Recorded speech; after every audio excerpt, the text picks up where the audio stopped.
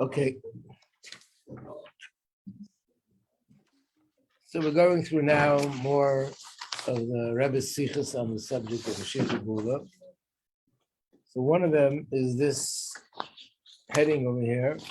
Hasten Mashiach is coming through learning the subject of Mashiach and Geulah in Torah.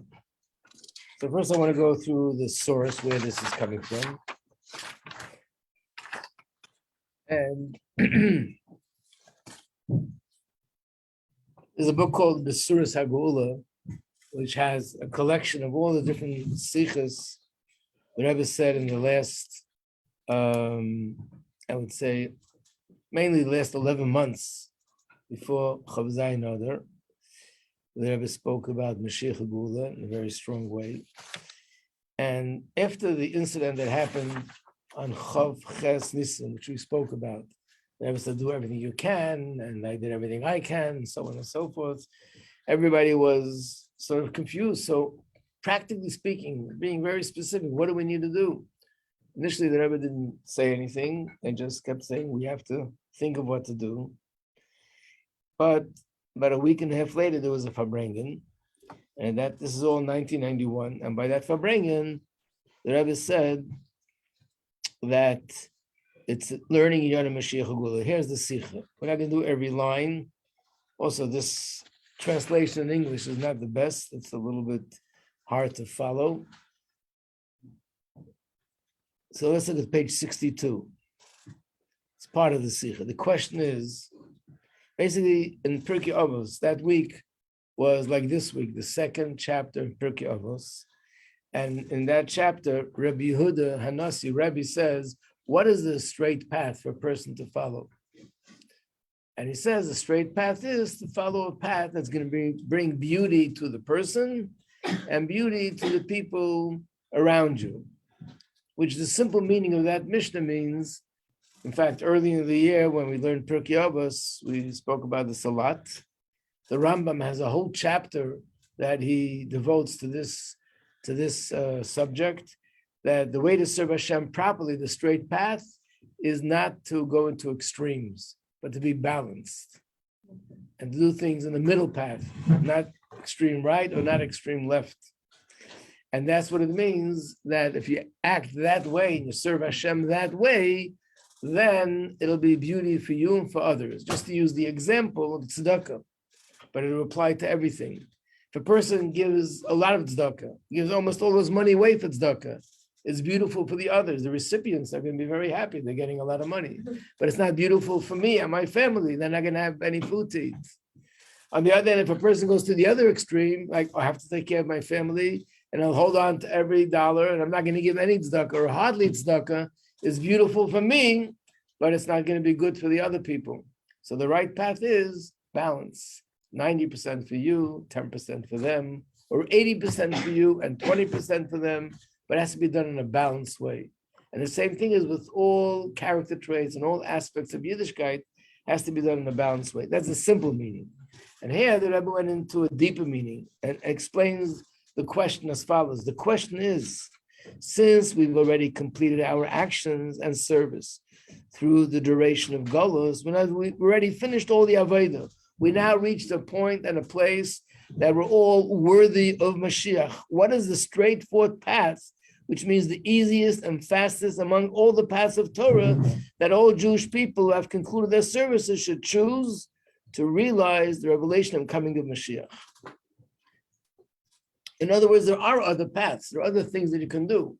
But the question is, what would be the straightest path? And the answer is going to be this and this you have to do. That's the most straight and smoothest path how to hasten the coming of Mashiach.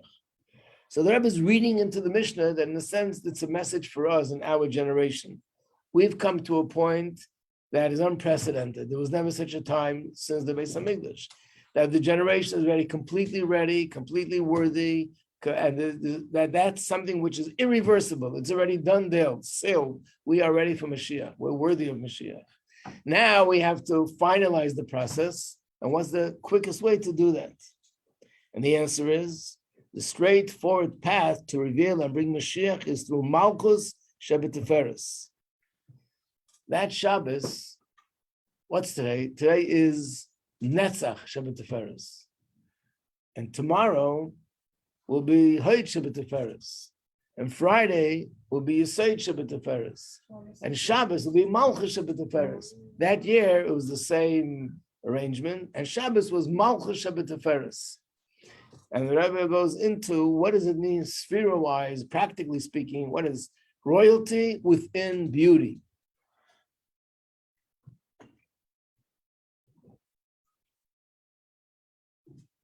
As a preface, there's a lot of things here that need more explanation, but I won't go into it all.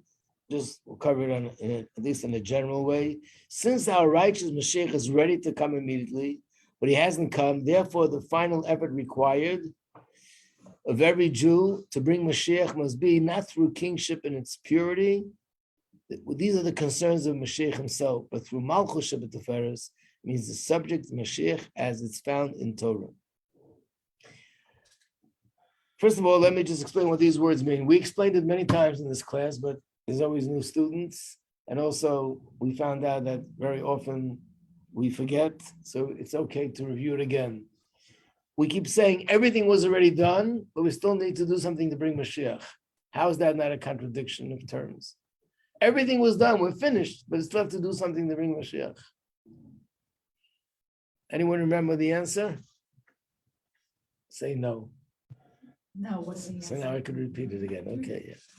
But we did speak about it a few times early in the year, but it's just a hard concept, so it's hard to, you got to chew it quite a few times till you can digest it. The answer is like this: up until now, throughout all the generations, Mashiach didn't come for a reason. And what's the reason? The simple reason. Well, why did we go into Geulah in the first place? We went into Geulah because we committed sin, and therefore we weren't deserving to have a Beis Hamikdash, and weren't deserving to have Eretz Yisrael in its glory. So we were exiled to different countries, and Beis Hamikdash was destroyed. So what do we need to do to get it back? Obviously, to do the reverse, to do tshuva on all those sins, and to bring ourselves back to a place where we are deserving.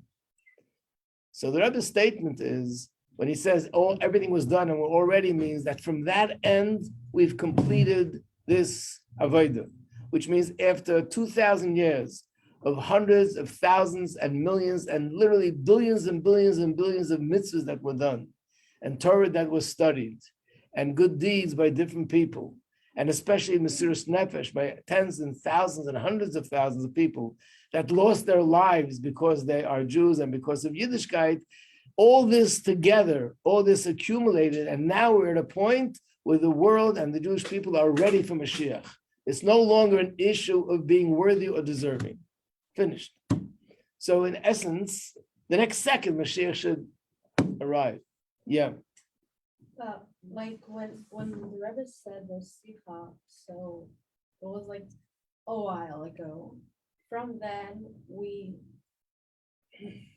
got more better in everything almost.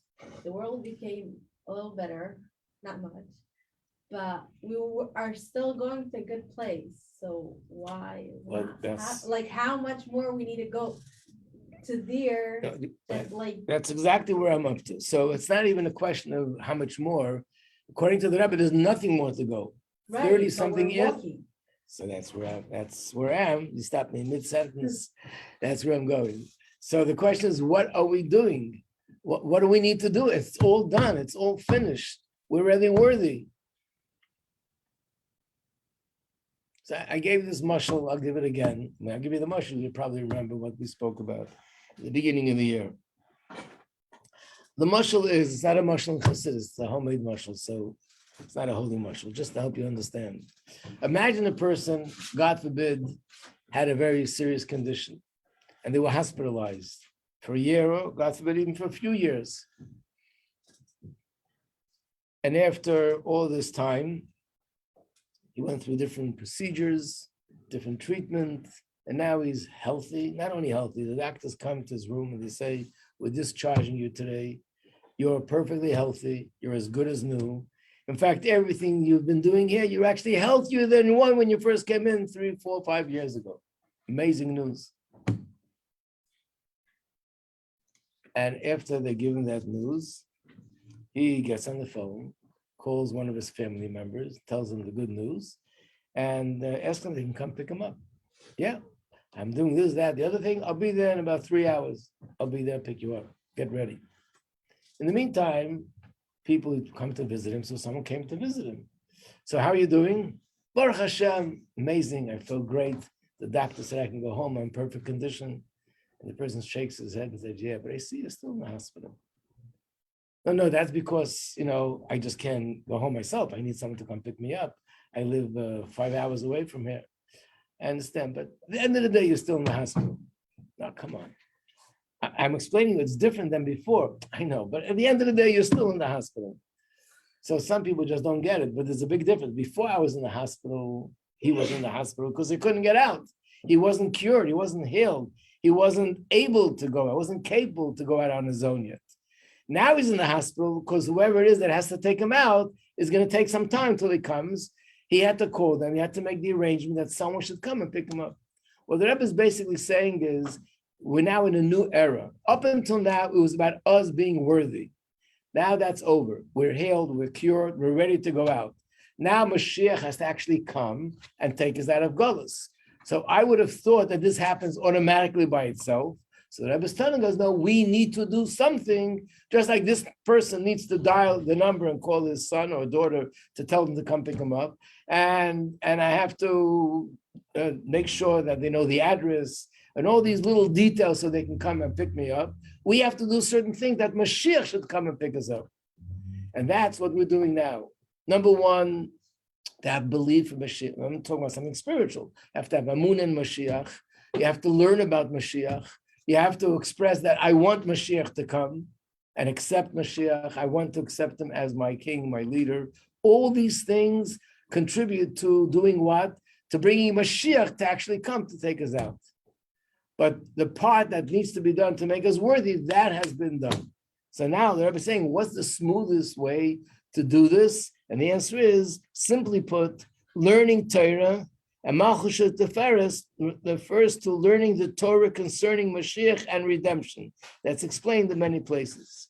In other words, it's brought down in Gemara that the word Teferes alludes to Torah study, and it brings sources why Torah is called Teferes.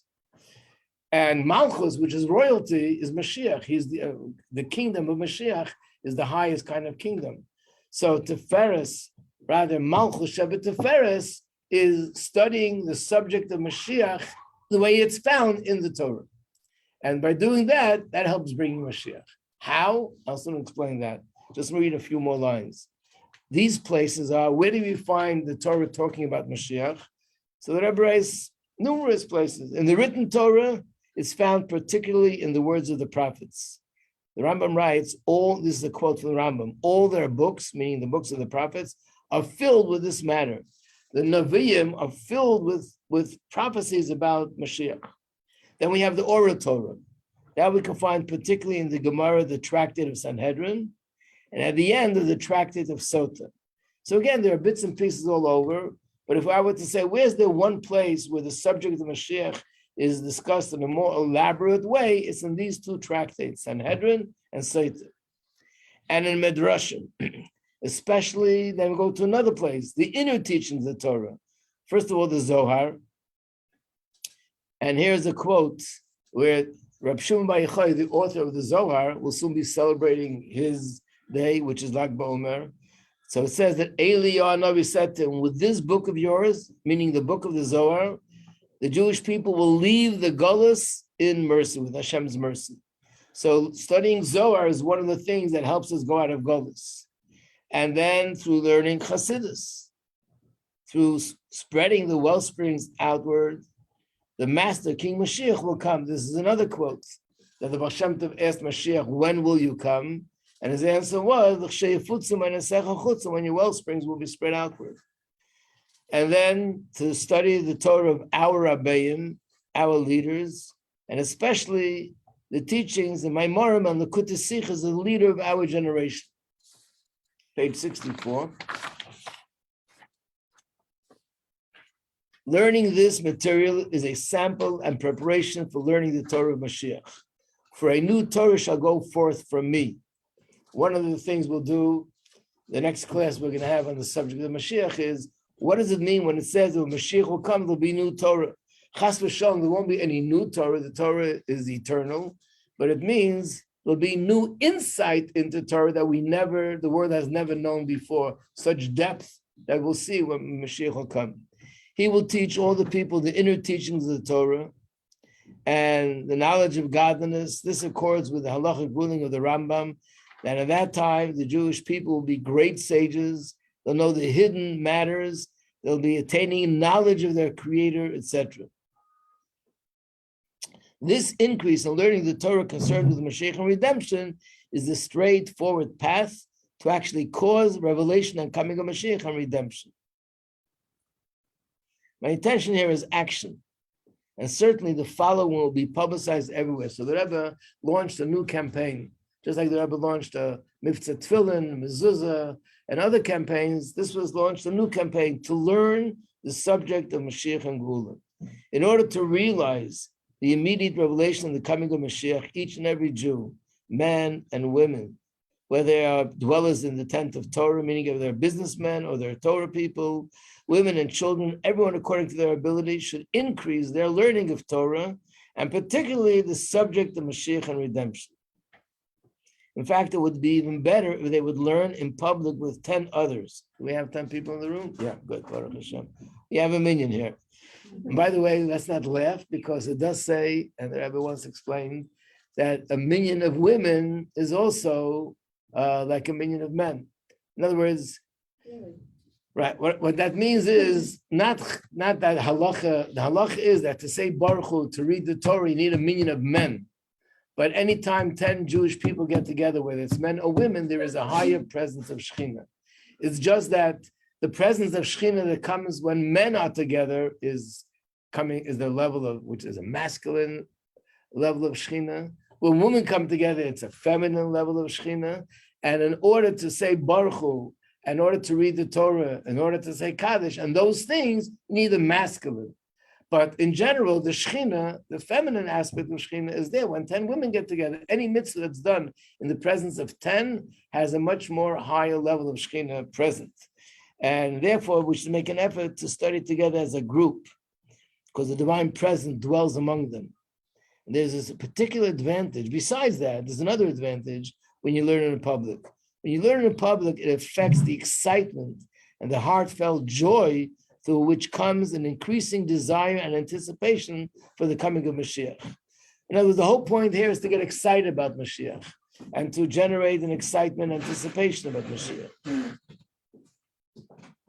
In addition, and this is obviously more essential, one should increase the quality of one's observance of mitzvahs. And particularly, one should enhance the fulfillment of mitzvah tzedakah, with the distinction that tzedakah, it says, Gedola tzedakah shemakareves agula, which means tzedakah is great because it draws near the redemption. And then Rabbi adds something very interesting. It is proper and correct to connect the increase in tzedakah with an increase in Torah. How do we connect the two things? When you give the tzedakah, you think with the intention that by doing this, I'm bringing Mashiach closer. This intention itself constitutes learning Torah in matters of redemption. So I'm giving tzedakah, and at that moment, I'm quoting in my head a statement of the sages of Torah, that tzedakah hastens the Mashiach. So therefore, I'm doing both, giving tzedakah and learning about Mashiach in my head. There's a footnote here, footnote 36. And the Rebbe says, even people who want to study on their own or with the chavrusa, because they feel they can concentrate better than in a group, they should still find time somewhere, someplace to learn with a group of 10, because of the advantages that there is when you're learning with 10 people together. So to understand a little bit more, why is learning Moshiach Geulah how is that something that brings Mashiach faster? So there's a few ways to explain it. One is not even in the Sikha, but it's so simple that Rebbe doesn't have to say it. What is it? As we know, that the subject of Mashiach is a loaded subject. It's a controversial subject. When you start talking about it, people have a lot of comments. Some people get excited. Some people get upset. And they have all sorts of complaints, say this and say that. And how do you know who says what, when, where? They say there's the song Mashiach, Mashiach, Mashiach. And there's a part that goes, oy, oy, oy. So they say some people, when you hear Mashiach, they sing, and some people go, oy, oy, oy. There's something that bothers them about Mashiach. So most of the issues, maybe not most, but maybe all the issues that people have with Mashiach usually is literally from lack of knowledge. It is not customary in yeshivas, in the most religious from yeshivas, to learn about the subject of Mashiach. When you're very young, even a little child, the mothers and the fathers will tell their children, we believe Mashiach. We sing songs like Ani Mamin. We even say, people say it in davening every day at the end of davening, I believe in the coming of Mashiach. But they don't speak about it, don't learn about it, don't elaborate on it. Why not? There could be a number of reasons for that, but that's the fact. You will not find a yeshiva, at least today things might have changed, but up until the Rebbe made this big commotion, you will not find Mashiach in the curriculum of any yeshiva, generally speaking. And guess what? Not even a Chabad yeshiva. It's not part of the curriculum. It just is that in Chabad yeshiva we learn Chassidus, and Chassidus has a lot to say about the subject of Mashiach. But when the Rebbe gave the Sikha, he introduced a new idea that we should study the subject. So sometimes people will say to you, I don't understand. I heard from this great rabbi, a very big rabbi, he has a shul of 500 people, and he thinks that this is wrong. How could you say that it's okay? And most of the time you find out that could be a great rabbi. He knows the laws of Shabbos inside out.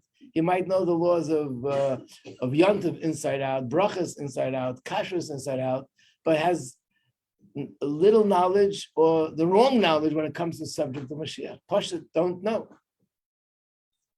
So therefore, the first thing is learn. If you learn the subject, that'll remove a lot of the misinformation, lack of information, wrong information, and then it'll be so much smoother and easier for people to believe in Mashiach. And when you have the Emunah Mashiach, that brings Mashiach. So that's number one. Number two, I remember having a discussion with someone about one of these subjects of Mashiach, and they said, this is not true, it doesn't make any sense. And I said, let me show you the Gemara. Here in the Gemara, it says exactly what I just told you. He looks at the Gemara, and guess what the reaction was? I never heard about this. So I said, if you never heard about it, does that mean that it's not there? I know, but I never heard about it.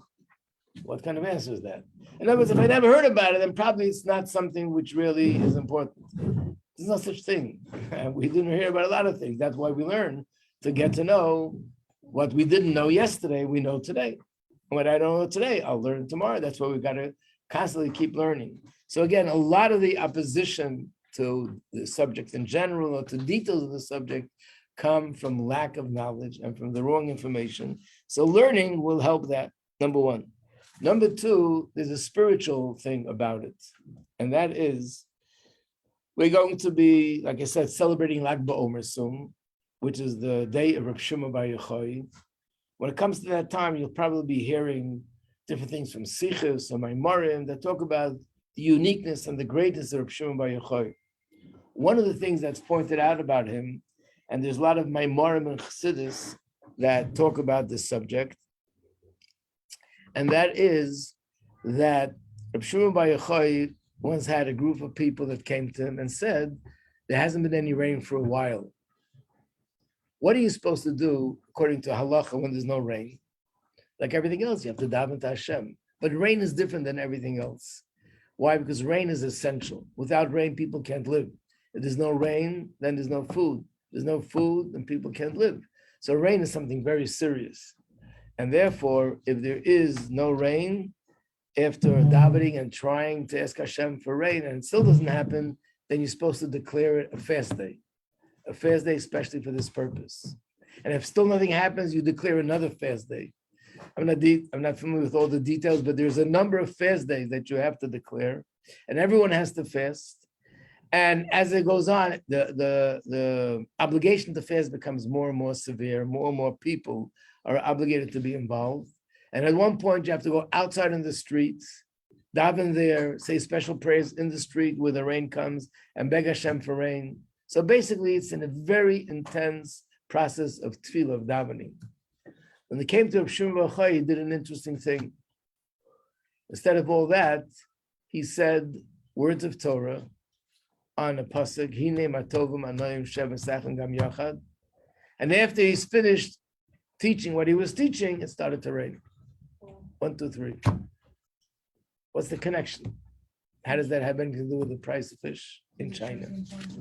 What? Because it shows the importance of Torah study of the words when you study them. Right.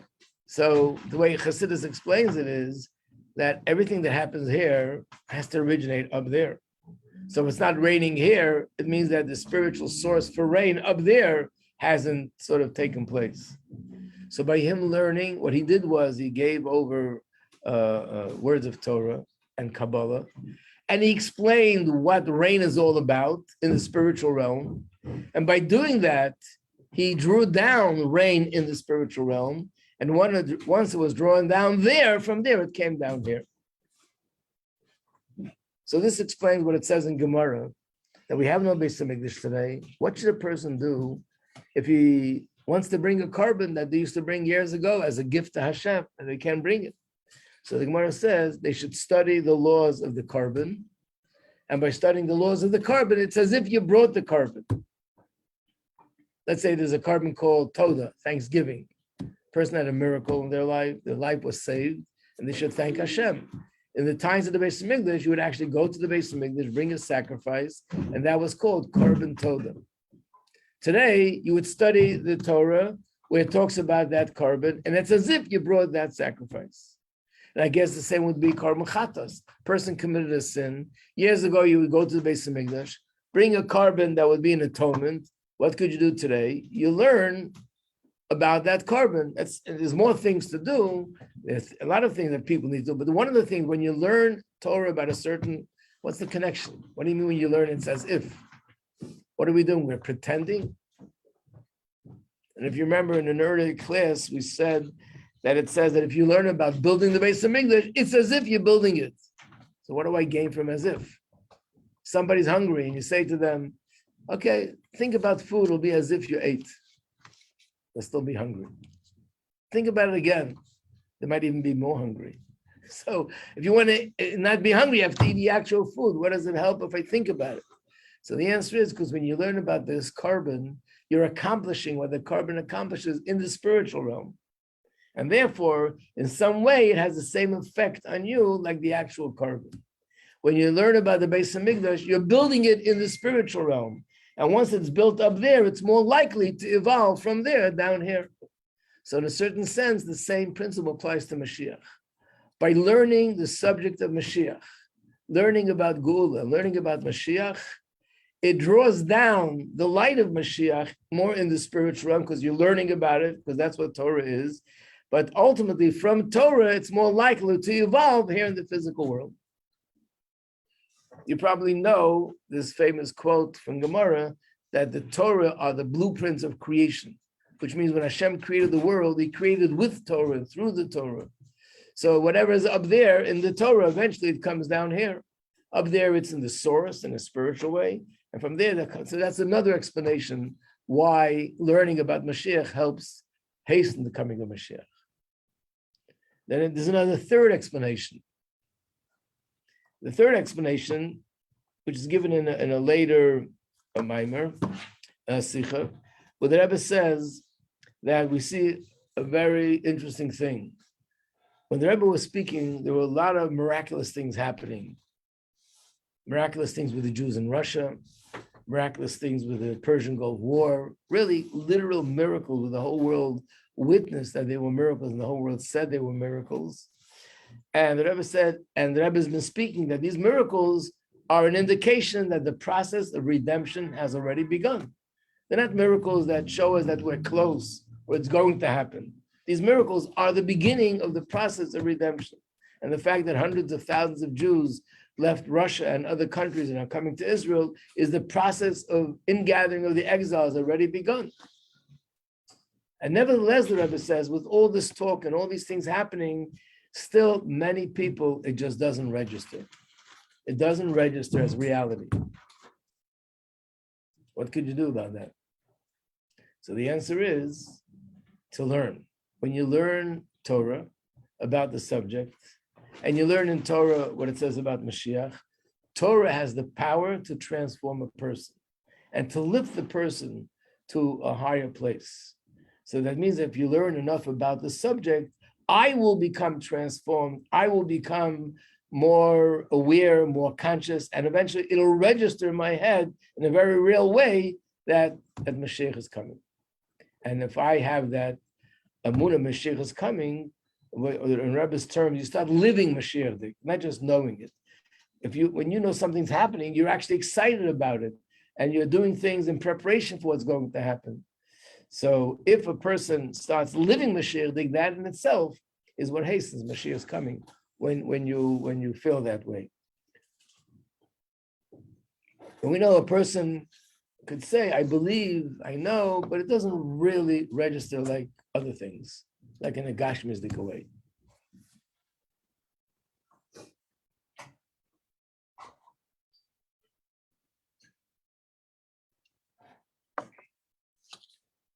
So this is the advantage of learning Iyar Moshiach Geulah. Now, what's also interesting here, the Rebbe himself, which is very unusual, not only says to learn Moshiach Geulah, he gave us references. Learn the Zohar, learn Gemara, learn the prophets, but then the Rebbe also puts in to learn the Likutei Sichos. The only sefer called Likutei Sichos are the Rebbe's own Sichos. There are Sichos of the Frierdiker Rebbe, they have a different name, they're called Sefer Sichos. The Sichos of the Rebbe Rashab also has a different name. It's called Torah Shalom. The only book that's called the Likutei Sichos is the Rebbe's book of Sichos. So that means it's not just enough to learn the subject of Moshiach Geulah in general.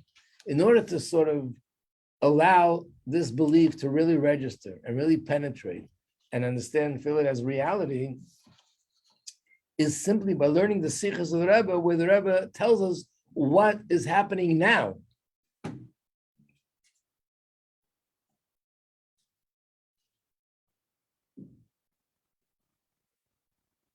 I mean, the big problem, the reason why it's very difficult for people that it should register Mashiach is coming, because when you look out the window, you don't see anything. I'm looking out the window now, there's nothing there that tells me Mashiach is coming. When you open the newspaper, there's nothing there that tells you Mashiach is coming. You go to Manhattan, there's nothing there that'll tell you Mashiach is coming. You see Klippa flying all over the place. Nothing has changed, everybody's going on with their life. So where do you see that Mashiach is coming? And if you don't see it, it's hard for it to register. It says in Chassidus that just like Begashmius, what is it that is the distinction between a person that's awake and a person that's sleeping? What's the main distinction? It's not in his legs, it's not in his head, it's not in his ears. You know where the main distinction is? What? Eyes. The eyes are closed. That's the only part of the body that's looking different. Spiritually, sleep is when you don't see. In the times of Beishon, we saw godliness, we saw miracles, we saw people that were openly predicting the future like a Navi and performed all sorts of miraculous things. We saw holiness with our eyes. And therefore, everybody had that connection to Hashem on a whole different level, because when you see. When you know something, but you don't see it, it's a whole different story. Like someone told me of a relative of hers that her father was very sick. She lived out of town. This is going on for a while, a few weeks. And of course, very concerned. And then she came in to visit. And the moment she saw her father, she broke down crying like she hadn't cried in weeks. But she knew this information weeks ago. What happened? She came to the hospital, saw him in a hospital bed. What changed? Nothing changed. It just whatever she knew, she saw it. When you see something, boom, it registers in a different way. I also think of this example that there are people, it happened probably to much more than one person, that they were big smokers. And what stopped them from smoking was when they saw I know a particular story, but there's probably many stories like that. That someone went to visit a friend who unfortunately was sick and had a very serious disease in his lungs, and it was a result of smoking. And the doctor happened to walk in, and he was visiting, and he showed them an X-ray of what a healthy lung looks like and what this lung looks like as a result of the smoke. And the person said, after I saw that, I stopped smoking. So he asked a question, and before that, you didn't believe the doctors? I believed them, but when I saw the X-ray, I really believed them. So what's the difference between believing and really believing? It means I believe them, but the belief didn't make me change anything because it was still aloof. It was a little bit up in the air.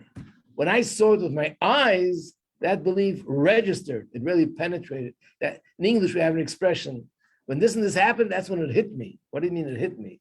It means there's a certain point where suddenly now it just sinks in, really registers. I feel it now as a reality. Usually that comes from visual experience, when you see something. So we don't see it, and that's why it's so hard. The only way you could possibly see it is if we look through the Rebbe's lens, through the Rebbe's eyes. And the only way to look through the Rebbe's eyes is by reading the Rebbe's sichos. The Rebbe is telling us, I see it. It's like a person standing on a mountain, and I'm on the bottom by the foot of the mountain. I don't see anything. And they say, but I see it. Or a person that's looking into a telescope and telling you what's going on Mars. And you say, I'm looking up. I don't even see Mars. What do you see? I see everything. This is happening. That's happening. Today with technology, you can actually see every detail. How could you see? Because I'm looking through these lenses. So basically, when we study the Rebbe's sichos and we hear what the Rebbe is saying, telling us that this is Mashiach is imminent and he's coming and things are happening, and that's the way you have to understand the changes in the world, it helps us see it. And when you see it, it registers, and our emunah is very real. And when the emunah is real, that hastens becoming the Mashiach.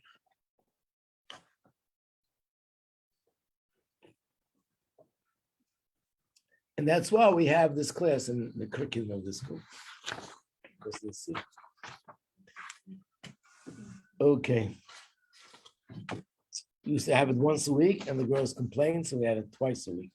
Say it's not enough. Okay, so we have it twice a week. What? Not enough. Okay. Every day. It's not enough. You're right. We just had a protesting voice from here too. Thank you so much, Rabbi.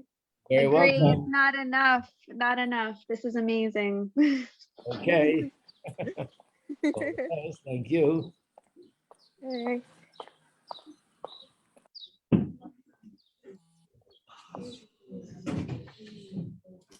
Did Leah come back? Leah Rappaport? Joe, Leah come back? Leah Rappaport? Yes. She back? Oh, this morning. No, that I see, but we go by the eyes. Yeah. Rabbi Majeski. Yes. Whenever we went to Penn State last Shabbos, there was this little 4-year-old boy, kids, and he was, what was happening? Like the father was saying something? About Mashiach? Yeah. Like That's that why she Mashiach was left coming. And it. the little 4-year-old boy pipes up and says, like, Mashiach isn't coming, we have to go get Mashiach. Oh, he could have given the class. Yeah. So the hospital like metaphor is like, yeah, we have to go get him. We have to go pick Mashiach up. Yeah, Like he's also, we're waiting for him to pick us up, but we also have to go pick him up. right. This explains, there's another sikh where the Rebbe says, everything is done, now it depends on Mashiach himself.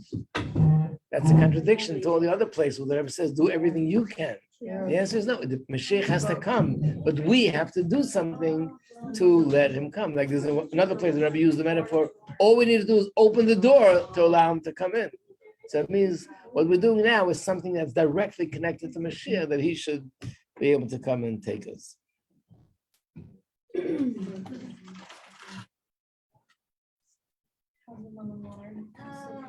It's good though. Okay.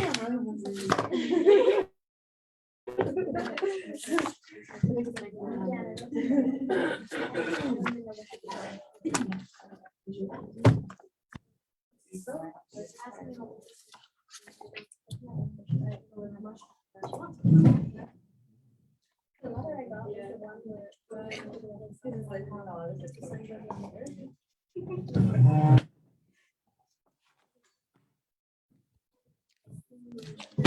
lifelong of I mean, God forbid, but like the All right, thank you. Very welcome. What? like to see Mashiach, like how like it would take a long time to be able to do that. Like I don't. I think it means learning about it, and then it changes our perspective on things that are happening in the world. Yeah.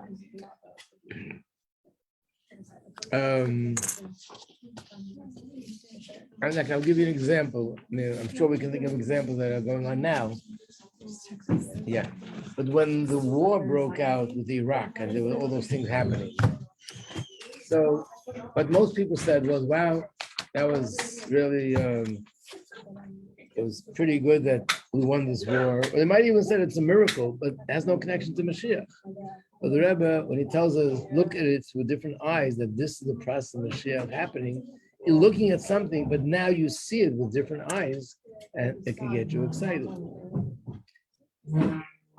How is like it makes sense how we all work on it on our own, but how is it like possible that so many people can think that?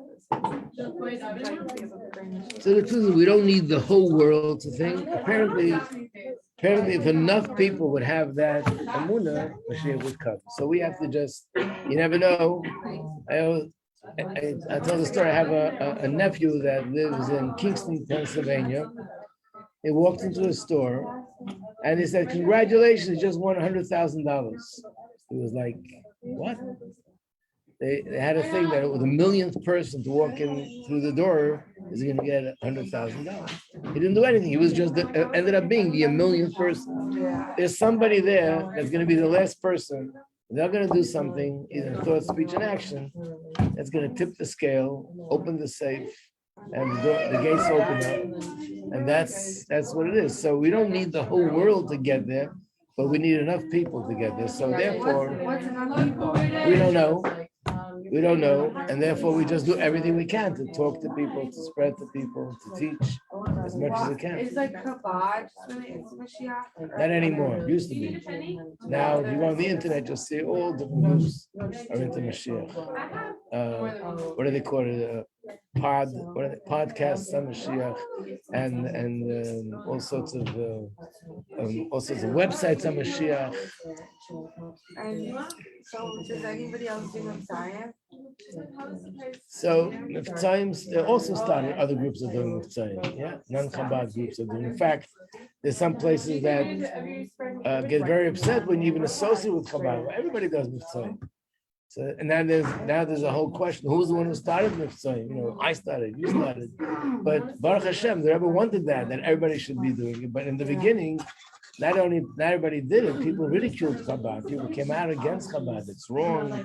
It's dangerous. Going to people that are not religious, you might become influenced. Or it's wrong for yeshiva students to do that. They're going to waste their time from Torah. Or what's the point putting on tefillin one time? It's worthless. Things like that.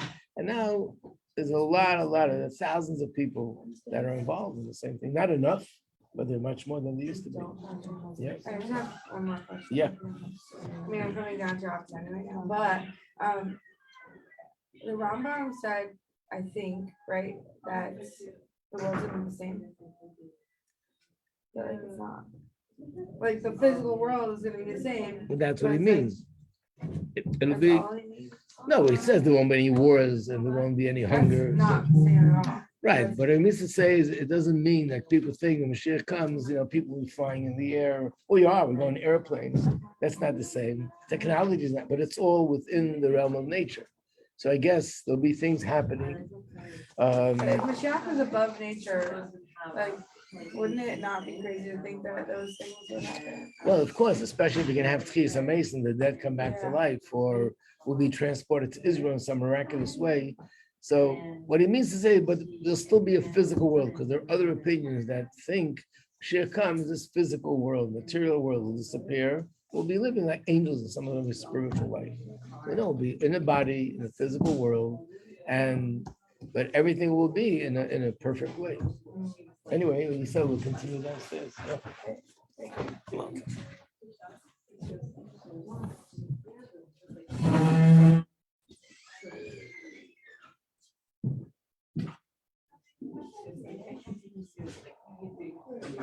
Yeah.